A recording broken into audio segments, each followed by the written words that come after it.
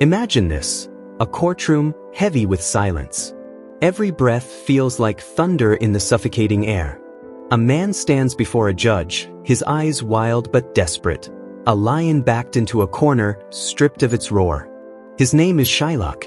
He clutches a legal document as if it's the last thing keeping him tethered to life itself.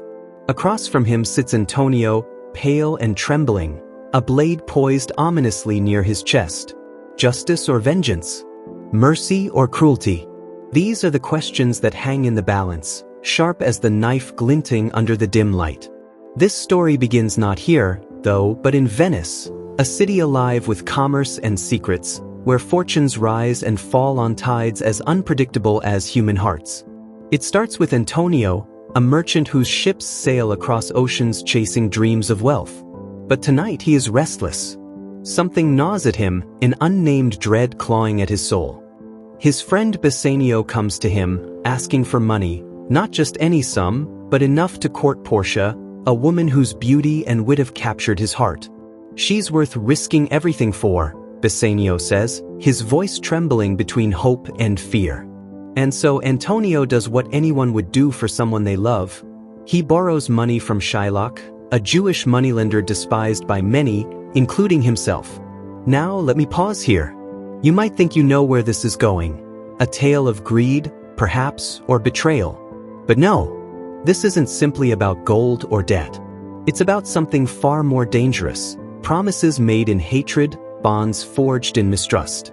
When Shylock agrees to lend Antonio the money, he offers a strange condition. If Antonio cannot repay the loan within 3 months, Shylock will take a pound of his flesh instead. Cruel joke, some might say, or maybe a test of fate. Either way, Antonio laughs it off. After all, his ships will return laden with treasure long before the deadline passes. What could possibly go wrong? But oh, how fragile our plans are, how easily shattered by winds beyond our control. One by one, news arrives that Antonio's ships have been lost at sea, swallowed whole by storms and misfortune. Suddenly, the laughter turns to ash in his mouth. The bond, once dismissed as absurd, now looms over him like a shadow too dark to escape. Meanwhile, Bassanio has traveled to Belmont, where Portia waits, not merely as a prize to be won, but as a woman wise beyond her years. Her father has left behind a peculiar challenge for her suitors, 3 caskets, each containing either her portrait or rejection. Only the one who chooses correctly can claim her hand. Love, then, becomes another gamble, another risk taken in pursuit of happiness. As these threads weave together, we begin to see the deeper truths hidden beneath the surface. In Belmont, Bassanio chooses wisely, winning Portia's love through humility rather than arrogance. Yet even as joy blooms in their hearts, tragedy brews back in Venice. For when Antonio defaults on his debt, Shylock demands what is owed to him, not out of greed, but out of pain. Pain inflicted by years of prejudice, ridicule, and exclusion. To understand Shylock, you must look into his eyes and see the weight of a lifetime spent being told he is less than human. Is it any wonder, then, that he seeks vengeance? That he clings to the law as both weapon and shield? And yet, there is mercy too, in unexpected places. Portia, disguised as a young lawyer named Balthazar, steps into the courtroom where Shylock prepares to exact his pound of flesh. She speaks with a quiet authority, reminding everyone present that justice without mercy is blind, cold, and ultimately destructive. The quality of mercy is not strained, she says, her words flowing like water over jagged rocks. It droppeth as the gentle rain from heaven upon the place beneath. And for a moment, it seems possible that Shylock might relent, that Antonio might live, that the cycle of hatred might break. But mercy is a two-edged sword. When Shylock refuses to show compassion, the court turns against him, stripping him of his wealth, his dignity, and even his faith. Forced to convert to Christianity, he leaves the room a broken man, robbed not just of his revenge but of his very identity. Here lies the tragedy, not just of one man's downfall, but of a society that feeds on division, that punishes difference while calling it justice. So tell me, who is the villain here? Is it Shylock, driven to madness by years of oppression? Or is it Antonio and his friends, blinded by their own prejudices? Perhaps it is none of them, or perhaps it is all of them. Because in the end, this story is not about good versus evil. It is about the cost of hatred, the fragility of promises, and the impossible choices we make when pushed to the brink. Let's return to that courtroom, shall we? The air is thick now, electric with tension. Shylock stands frozen, his knife lowered but not surrendered. His face betrays a storm of emotions: rage, humiliation, disbelief. He had come here seeking justice, clutching the law like a lifeline, only to find it twisted against him. Portia, still disguised as Balthazar, delivers the final blow. The bond doth give thee here no jot of blood. A pound of flesh, yes, but not a drop of blood. The irony cuts deep. What was meant to be his triumph becomes his undoing. In that moment, something shifts, not just for Shylock, but for everyone watching. Antonio, who once mocked this man, now watches as he crumbles. Bassanio, whose love for Portia brought them all to this point, sees the cost of their actions etched into Shylock's hollowed expression. And Portia herself, wise, clever, unyielding, must reckon with the consequences of her own words. For though she saved Antonio's life, did she also condemn another soul to a fate worse than death?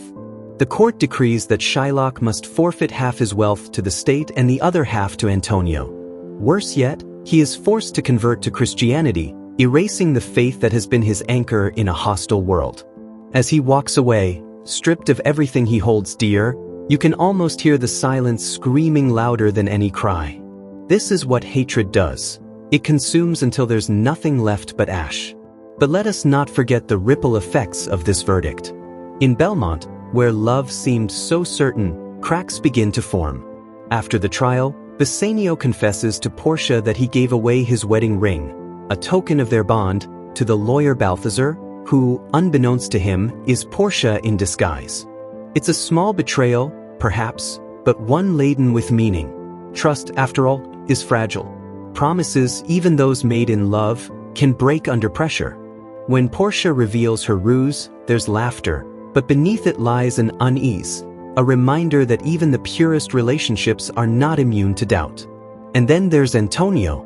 Saved from death, he returns to his life, but how much of himself remains? His ships may yet return, bringing fortune back to his coffers, but can they restore his peace? Can they erase the memory of standing helpless before a man consumed by vengeance? Some wounds run too deep to heal, some debts too heavy to repay. Now, let me ask you this: what does mercy look like when it comes at such a price? Is it truly merciful to spare someone's life while taking everything else they hold sacred? Or is it merely another form of punishment, cloaked in righteousness? These questions linger long after the curtain falls, haunting us because they reflect truths we'd rather ignore. We live in a world where justice often masquerades as fairness, where mercy is wielded as a weapon, and where forgiveness feels like a luxury few can afford. Yet, amid the wreckage, there are glimmers of hope, or at least, the possibility of redemption. At the end of the play, Lorenzo and Jessica, Shylock's daughter, sit beneath the moonlight in Belmont, reciting poetry about stars and dreams. Their voices weave together, soft and tender, as if trying to stitch the torn fabric of their lives back together. Jessica, who betrayed her father for love, now finds herself caught between guilt and longing. Lorenzo, who accepted her despite her past, offers her a future filled with uncertainty but also promise.